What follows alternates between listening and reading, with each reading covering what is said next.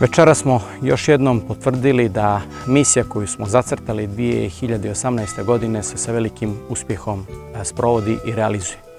Rekonstrukcija sat kule u Starom Baru je zaista na zadovoljstvo svih nas okončana i večeras smo bili u prilici da potvrdimo da su radovi izvedeni na kvalitetan način. Investicija koja je vrijedna blizu 100.000 eura, finansirana isključivo sredstvima kapitalnog budžeta opštine Bar. I ono što također želim još jednom da informišem javnost da je ovo prva temeljna rekonstrukcija sat kule još od 1986. godine.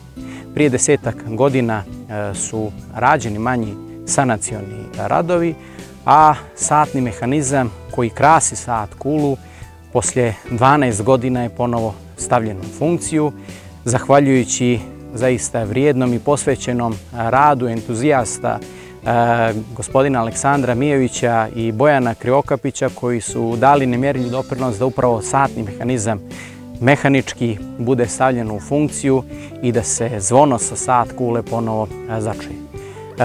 Potvrđujemo da ćemo i u narednom periodu jednako posvećeni biti Starom Baru, revitalizaciji svih objekata koji krase ovaj lokalitet, potvrđujući još jednom da je upravo Stari Bar najvrijednije kulturno-istorijsko nasljeđe ne samo Bara, već i Crne Gore i da zavređuje pažnju svih nas.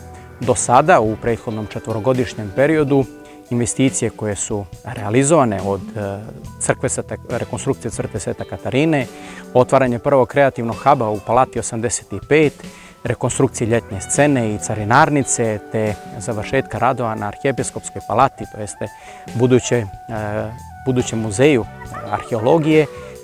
I danas kroz rekonstrukciju sat kule zatvaramo jedan investicioni ciklus. U narednom periodu nastojat ćemo da obezbijedimo dodatnih sredstava iz budžeta opštine Bar, ali i da posredstvom naših međunarodnih partnera kroz participaciju u mnogim europskim projektima obezbijedimo značajnija sredstva sa ciljem da se svi objekti koji se nalaze u starom gradu na valjan način rekonstruišu i opredijele za adekvatnu prezentaciju i turističku promociju.